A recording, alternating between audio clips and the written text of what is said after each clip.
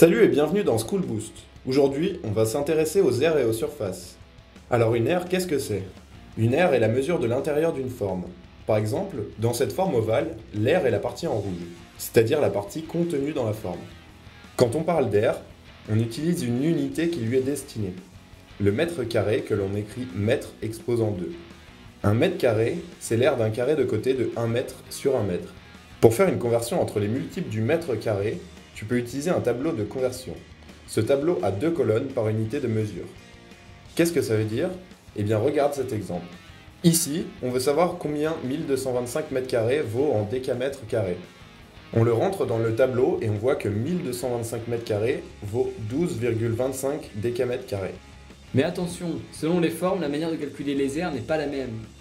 Commençons par le carré. Pour calculer son aire, il suffit de multiplier la longueur de son côté par elle-même. Pour un rectangle, c'est aussi simple. Il faut multiplier sa longueur par sa largeur. Pour le triangle rectangle, il faut multiplier les longueurs des côtés adjacents à l'angle droit, c'est-à-dire les deux côtés qui touchent l'angle droit. Il faut ensuite diviser le résultat par 2. Cette formule ressemble beaucoup à celle du rectangle, non? C'est normal, car en fait un triangle rectangle n'est qu'un rectangle coupé en deux. La dernière formule est celle du disque. Pour le disque, il faut faire pi fois rayon, aussi écrit pi fois r carré.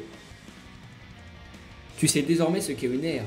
Tu peux maintenant passer aux exercices ou regarder à nouveau la vidéo.